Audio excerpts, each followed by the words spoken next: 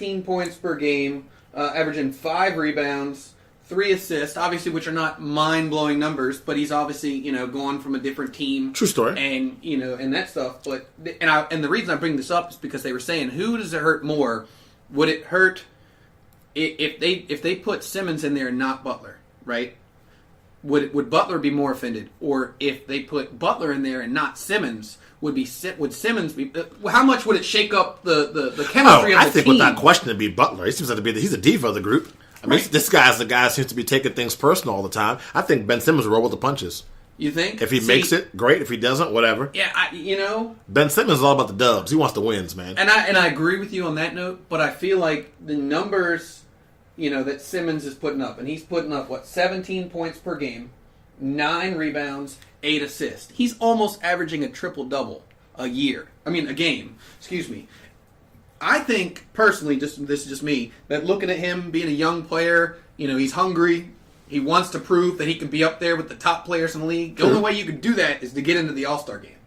Not the only way. Obviously, you win a title, you can or you make some noise in the playoffs. Right. I get what you're saying. But I'm just saying, I believe if they snubbed Simmons, I believe it would hurt the chemistry of the team more than it would be if they snubbed Jimmy Butler. Because, Jimmy Butler, he's a superstar. We've seen what he can do. We've seen the big shots that he can hit. Been in the All-Star game, I want to say 3 or 4 times probably already in his career. So, I think this year, keeping Butler off, putting Simmons in Embiid, I think it would make more sense, just chemistry-wise, if it was the voting and stuff like that. We'll have to see. That's an interesting point you bring up. I think Ben would roll with it, but that's intriguing. I'll think about that one a little bit. Moving to the Valley of the Rising Sun, the Phoenix Suns. Man, I'm going to keep it real simple. DeAndre Ayton, Devin Booker, get them help, D. That's what I got for Phoenix. Yeah, they're 26 in points per game with 106.1 and 24th in points allowed at 114. How do you win? Exactly. How do you win? Exactly. You've got you've got Josh Jackson, 4th overall pick, right? Yep. You've got Dragon Bender, 4th overall pick. Forgot about that guy. Mikal Bridges, 10th overall pick. Really hasn't done much, but we'll see. And DeAndre Ayton, 1st overall pick. I mean, you're talking about lottery picks back to back to back years. I mean, the only other team that I guess I could think of that did that was the Cavs, right? Yeah. Yeah. So they've got all these lottery picks. They've got top picks in the draft, and they just can't pull it together. I'm not even adding Booker in there. And I think Booker was a top 15 pick, though. He's top 10. I think, yeah. So you look at that team, you see T.J. Warren. I mean, you see some guys. They just made that trade for Kelly Oubre, who's actually been doing really well. He's been doing well for them. Yeah. Of course he is. After you leave the Wizards, you find yourself. Always find yourself when you leave Washington, D.C. That's just a Washington thing. That's not a Wizards thing. That's a Washington thing. Correct. And again, we just have our whole area is cursed. We just know. But yeah, I mean, I really like what that team's done. They just can't bring it together. Need a point guard. What was it? 2 years Again, ago? they need to get in the phone and call Dallas and get Dennis Smith Jr. Need a point guard. Those are the 2 teams. You mentioned Orlando and you mentioned Phoenix. Those are the 2 teams that they have mentioned that could be in talks with the Mavs to get them. I mean, those are the 2 teams that make the most sense. Dennis Smith Jr., high energy guy, can jump out of this world. I think he'd be great at either place. Yeah. But you look at Phoenix a few years back.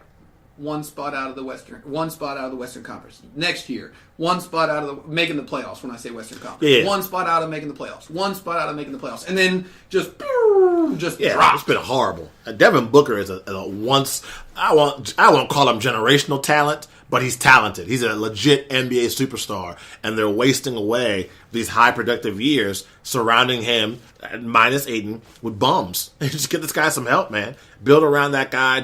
It's way too early, in my opinion, for you to judge their first-round draft pick from this season just quite yet. But they got to make some moves there and start making things in a positive direction in Phoenix, in my opinion. Moving on to the Portland Trailblazers. I gave the Portland Trailblazers a B. I mean, it's the same song with them. Not that it's a bad song. C.J. McCollum, Damian Lillard out there doing what they can do. They have 2 big guys in Leonard. I'm really happy to see what Collins has been doing. I know a lot of people thought he was overdrafted when they got him out of Gonzaga. He is starting to show me some of the things I saw in college when it comes to his level of play and intensity. So I think that Portland's a team that they're going to make the playoffs. It's just a question of they're going to be a top 5 or on the bottom half of the West. But I think if I'm Portland, I don't know if I'll make a roster move. I mean, every year we talk about the Blazers making a move, and it seems to never happen. But on the defensive side, from what I've seen this year, I see a little bit different of an effort from Portland and more effort from them on the defensive side. So we'll have to see what happens. But I give the Portland Trailblazers a B. Yeah, the Blazers I also gave a B as well. You mentioned a couple of the big guys. Yusuf Nurkic, man, that guy is a beast inside. I don't think they feed him the ball enough. True. Of course, having those, you got McCollum, you got Lillard. Those are your bread and butter guys. Lillard's struggling a little bit shooting the ball, just a little bit. So those are your bread and butter guys. So you know that those are going to be the guys, the superstars, the ones that are getting the shots, the ones that are going to be getting the assists, filling the stat sheets. But you got to have somebody else to be a good, to be a great team in this league. There's a lot of good teams in this league and very few great teams. If you want to look at it that way. And the great teams have a way to stack their roster with players that fill it. You don't just have 2 guys that can do it and then the rest of the team can do nothing. You got your filler guys. You got your Draymond Greens. You know, there's a bunch of players. So, you look at it. They got Evan Turner. We talked about Evan Turner. Yeah, he's one of those players, man. Fills in minutes here and there. That guy's never going to... Right, but is he that guy that can really step it up? I don't think so. He hasn't been what he used to be since he came there.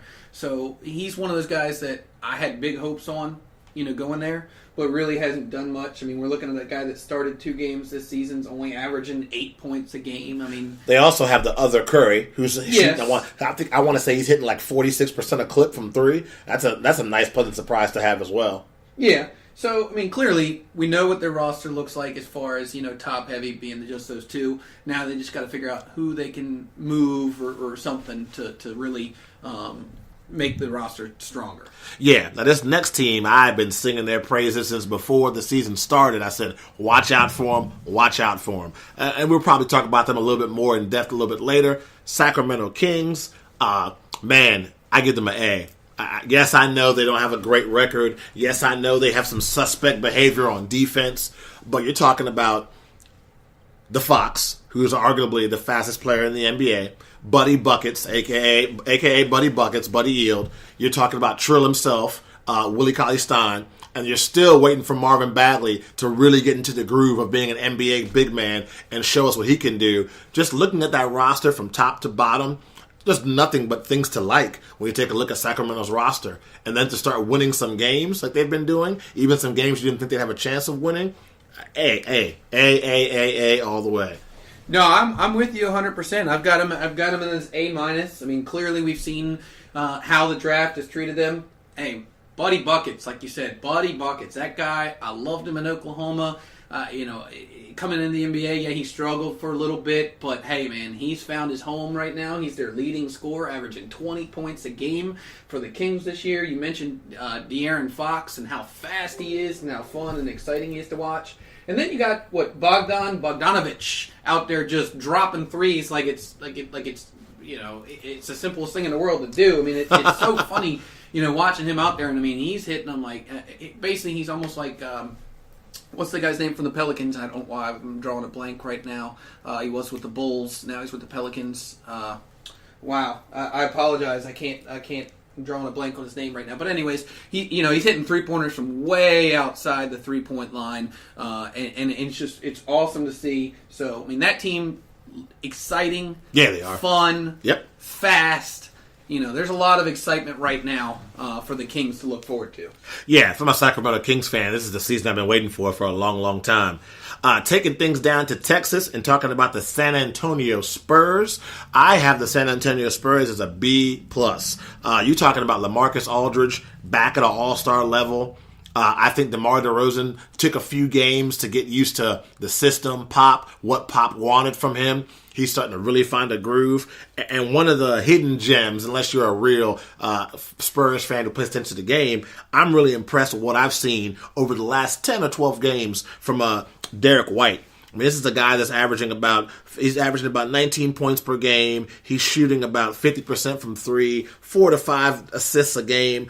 Yet again, Popovich taking a guy who was on the fringe of G League teaching him how to play basketball the way the Spurs want him to, and you see him flourishing the same way that it's happened before with countless players that have gone to San Antonio and have gone into Popovich's wing. So just super impressive so far at the Spurs. We thought when they lost Kawhi Leonard, hope is lost.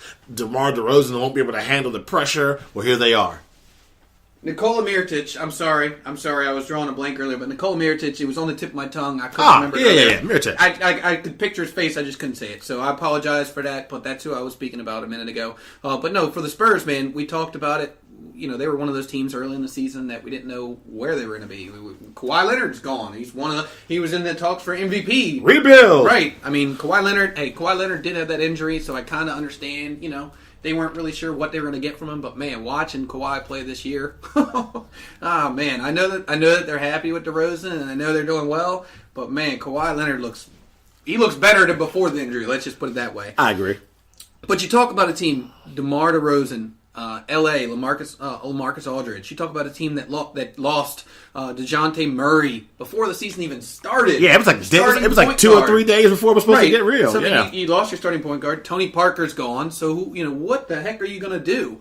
And I read an article and they're saying that this is Pop's best year coaching because he has Aldridge and he has DeRozan, but they don't have they don't have a Ginobili. They don't have a Parker. They don't have those guys that have been in the finals year after year after year that just know how to do it during the regular season. I mean, he's really coaching up a lot of these players. Absolutely. And it's good to see that these young guys are able to do it. And I knew DeRozan was good.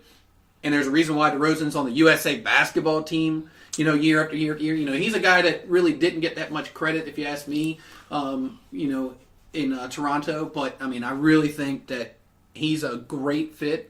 And LaMarcus Aldridge is finally clicking because he struggled earlier in the season. Yeah, he was talking about wanting to leave San Antonio and can't work with Popovich. I mean, you just got to, like I've said before on many shows, you and I can go to San Antonio. And in 6 months, Popovich is going to have us as legit NBA role players. We might not score a lot of points, but we're going to set some mean screens. We're getting a key charge. I'm pretty tall, got long arms, a key block here and there. It's the power of Pop, man, to get these guys to perform at their highest potential. So, yeah, both of us high praise so far this season for the San Antonio Spurs. Moving to Canada and the Toronto Raptors, I gave them an A. I mean, they've been number 1 and number 2 in the power rankings for everyone since the beginning of the season. You just take a look at what Kawhi Leonard's doing, and all this happening without Kyle Lowry being consistently in the lineup. Back problems here or there. And it's not just Kawhi, it's other guys too stepping up. And Serge Ibaka kind of reasserting himself as one of the better defensive players in the NBA. So the Toronto Raptors have hit the ground running, and I think they're doing all the right things on the court to make Kawhi Leonard really think about re-signing with them. What's happening off the court, don't really know and don't really care. I just feel like what I've seen on the basketball court, like you said, this is a version of Kawhi Leonard I've never seen. From the aggressiveness to the I'm going to score and, oh, yeah, you're not going to stop me. I don't care who you are. You're seeing it game in and game out. So I definitely have no issue giving the Toronto Raptors an A. Oh, 100%. I mean, we knew that they were going to be one of the better teams in the NBA as soon as they got Kawhi Leonard. But we didn't know what everybody else would do. And Pascal Siakam, man, he's a guy that's really, really, really been playing well, averaging 15 points. 7 rebounds a game, 3 assists, a steal, a block. So, he's really one of those guys that I think has really picked it up. Most improved player in the NBA candidate right there. Right, clearly. And especially when you're talking about Jonas Valanciunas being out, what can they do? What can they do once he comes back? And Danny Green, man, Danny Green's hit some big shots for them. Unsung pickup right there. He was a throw-in. Nobody even want to talk about that. Right. But that's a veteran guy. Again, in San Antonio, Pop system. Man, he hit some big 3-pointers for those teams over the years, and that's what he's doing right now. He's not blowing the doors off. He's not averaging a whole bunch of points. He averages 10 points a game. He's playing about 29 minutes a game, so he's playing some minutes. But he hits those shots in times where they need him. That's the biggest thing. They might be struggling for a second, and they'll hit a 3-pointer, and then they'll just click it, and then of course Kawhi just takes over and does what Kawhi does, and just backs people down and hits that fadeaway like I mean, there's very few players that I remember that can hit fadeaways like he does now. It kind of almost reminds me of when I was a kid and I used to emulate Michael Jordan. Like, that was my favorite shot when I was a kid playing basketball on the streets, was the fadeaway. I don't care who I was playing, I was going to back somebody down and I was going to step back and hit that fadeaway on him. And that was, that was one of his signature moves. So, seeing him doing that and the passing skills that he has and defense, I mean, he's clearly one of the best players in the NBA. And there's a reason why Toronto is top, in the Eastern Conference.